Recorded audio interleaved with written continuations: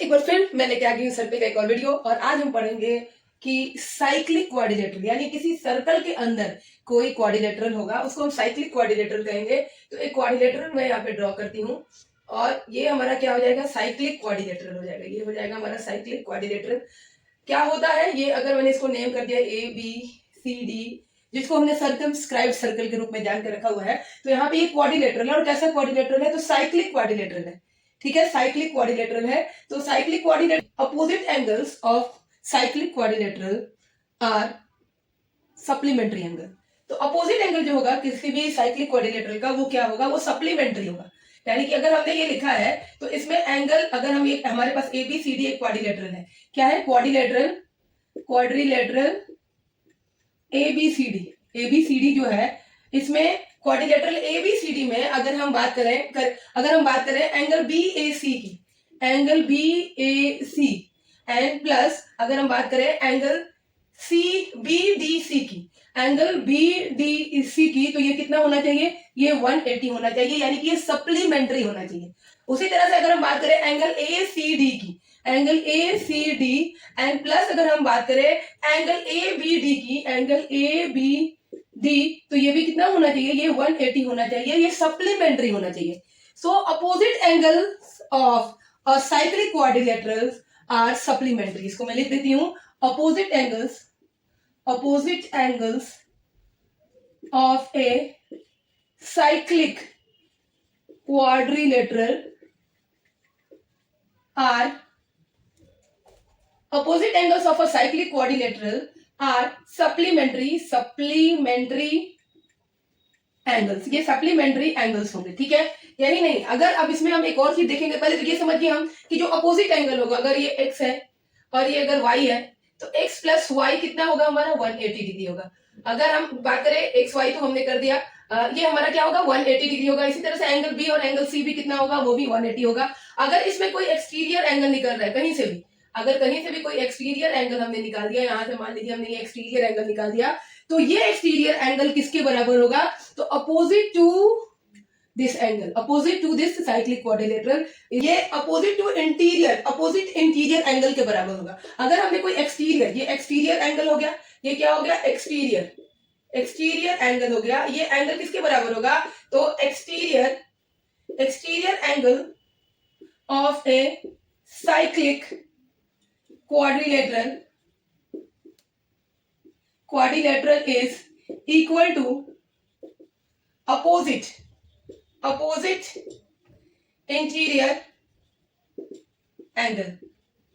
Opposite to interior angle होगा। अगर ये एंगल को मैंने डी कर दिया, ये एंगल डी है, तो हमारा एंगल डी जो होगा वो इक्वल होगा किसके, एंगल बी के। ये एंगल डी किसके बराबर होगा, तो एंगल बी के बराबर होगा।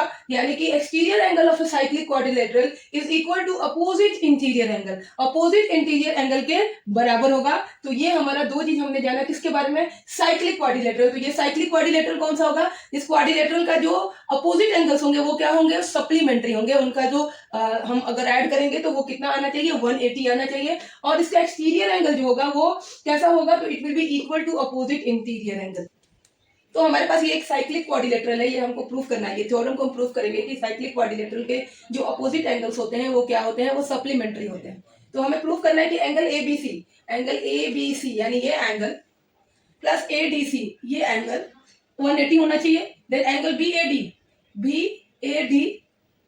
ए D and plus B C D, ये भी कितना होना चाहिए, 180 होना चाहिए। तो इसको हमें प्रूव करना है। इसको प्रूव करने के लिए सबसे पहले हमें कुछ कंस्ट्रक्शंस करने होंगे। क्या कंस्ट्रक्शन होगा, तो हमें ए को ओ से मिलाना होगा एंड देन अगेन सी को भी ओ से मिलाना होगा। जब हम ए को ओ से मिलाते हैं और ओ को सी से मिलाते हैं, तो ये जो कॉर्ड है, कॉर्ड कौन सा, कॉर्ड ए बी जो है एक एंगल सबटेंड करता है। और कहाँ पे करता है, वो सेंटर में करता है। ये सेंटर का एंगल हो गया, जो लास्ट थ्योरम में हमने पढ़ा था।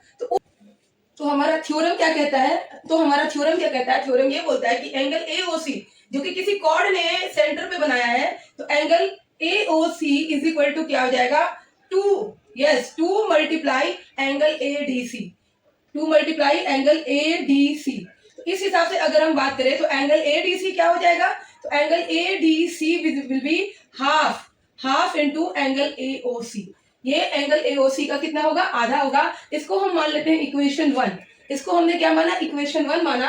अब हम नीचे का लेंगे तो angle again angle AOC, angle AOC will be equal to what, angle AB will be equal to 2 into angle, 2 into कितना हो जाएगा, angle ABC, angle ABC, yes ये रिफ्लेक्स एंगल होगा, ठीक है। तो एंगल ABC ये हमने ले लिया, तो एंगल ABC कितना हो जाएगा, angle ABC is equal to हो जाएगा हाफ इंटू एंगल AOC हो जाएगा, एंगल AOC हो जाएगा, ठीक है। तो अब ये हमारा हो गया इक्वेशन 2, ये हमारा क्या हो गया, इक्वेशन 2। अब दोनों इक्वेशन को हम लेंगे तो angle ABC plus angle ADC करेंगे तो हमारे पास ABC भी है और हमारे पास ADC भी है, ठीक है। तो अगर हम ये करते हैं तो हमारे पास क्या आ जाएगा, अगर मैं यहाँ लिखूं तो एंगल ABC की जगह पे हम क्या लिखेंगे, एंगल ABC की जगह पे लिखेंगे हाफ एंगल AOC, और एंगल ADC की जगह पे क्या लिखेंगे, प्लस हाफ एंगल AOC। इसमें ये रिफ्लेक्स एंगल है, इसको अगर हम बोले तो ये रिफ्लेक्स एंगल है क्योंकि ये इस साइड का एंगल है। अब यहाँ से हाफ हम ले लेंगे कॉमन,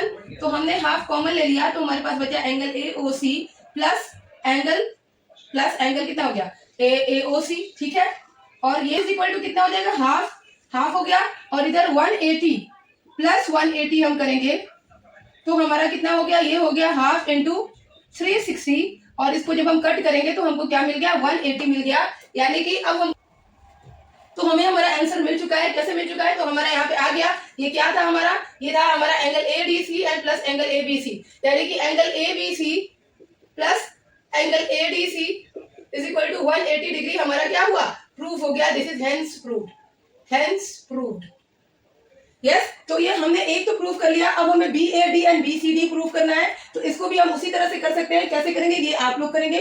तो हम अगर BDC ले रहे हैं, अगर हम BAD ले रहे हैं, BAD ले रहे हैं ये एंगल, ठीक है। तो ये भी क्या होगा, ये एंगल का इस सेगमेंट में आ रहा है तो ये इस एंगल का क्या हो जाएगा, आधा हो जाएगा, हाफ हो जाएगा। एंड देन हम क्या ले रहे हैं, BCD ले रहे हैं, तो BCD फिर से एंगल AOC क्या होगा, ये तो डबल होगा, और BCD क्या हो जाएगा, BCD ये एंगल AOC का क्या हो जाएगा, हाफ हो जाएगा। तो ये आप प्रूफ करेंगे, एक हमारा प्रूफ हो चुका है, दूसरा आप लोग खुद करिए। तो उसी थ्योरम पर आधारित क्वेश्चन भी, ये हमारे पास डायग्राम है, इसके अंदर एक साइक्लिक क्वाड्रिलेटरल ABCD दिया हुआ है, और हमें इसमें एंगल AOC जो कि सेंटर पे बन रहा है वो है 110 डिग्री, वो दिया है एंगल, कौन सा एंगल दिया हुआ है, एंगल AOC दिया हुआ है, दैट इज 110 डिग्री। अब हमें निकालना है angle ADC, angle ABC, angle AOAC, ये निकालना है। तो इसको हम कैसे निकालेंगे वो देख लेते हैं। यहाँ से एक मैंने लाइन ड्रॉ कर दिया। सबसे पहले हम करेंगे एंगल ABC, तो एंगल ABC हम कैसे निकालेंगे, तो एंगल ABC क्या होगा, अगर हम बात करें तो थ्योरम के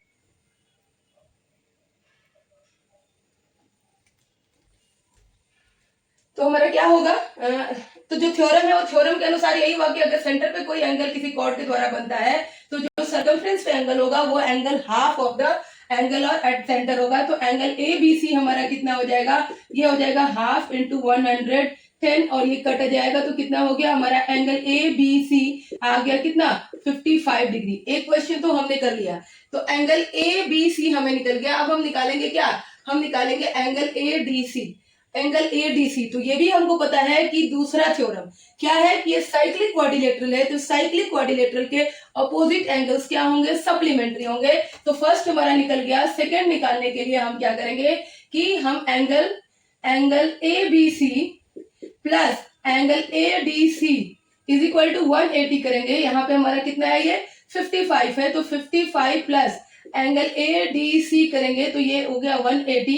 तो angle ADC is equal to 180 minus 55 हम कर देंगे, तो एंगल ADC कितना हो जाएगा, इसको हम सब्ट्रैक्ट करते हैं, सब्ट्रैक्ट करेंगे तो ये हो गया 125 डिग्री, ये हमारा आ गया 125 डिग्री। और हमको एंगल OAC निकालना है। क्या निकालना है, एंगल OAC। तो हमें एंगल OAC निकालना है। तो OAC के लिए पहले हम देख लेते हैं, हम ले लेते हैं ट्राइंगल, कौन सा लेंगे, हमें यहाँ पे तीसरा निकालना है, यहाँ ना निकल के ही निकलते हैं, तीसरा निकालना है। तो हम ले लेते हैं ट्राइंगल कौन सा, AOC हम ट्राइंगल लेते हैं। इसमें हमारा क्या हो जाएगा, OA is equal to OC होगा। OA is equal to OC क्यों हो रहा है, तो ये रेडियाई है, क्या है, ये रेडियाई ऑफ द सर्कल है, तो रेडियाई हमेशा क्या होगा, इक्वल होगा। तो OA is equal to OC होगा इस ट्राइंगल, कौन सा ट्राइंगल, AOC में। AOC में हमारा क्या होगा ट्राइंगल, ये तो हमारा OA is equal to OC हो गया। और हमारा जो एंगल होगा OAC, angle OAC will be equal to क्या, ओ सी ए, एंगल ओ सी। तो क्यों होगा, क्योंकि angle opposite to equal sides are equal. तो हम यहाँ पे लिख सकते हैं angles opposite to equal side of a triangle are equal. तो ये हमारे पास दो निकल गया। तो यानी कि हम ओ ए सी और ओ सी ए एक ही हुआ, हमें निकालना क्या है, ओ ए सी निकालना है। तो अब एंगल सम प्रॉपर्टी हम लगाएंगे, angle sum property, yes, angle sum property of triangle लगाएंगे। तो हमारा क्या हो जाएगा, ओ A C, angle O A सी हमारा हो जाएगा, यहां पे लिख दे रही हूं मैं, एंगल ओ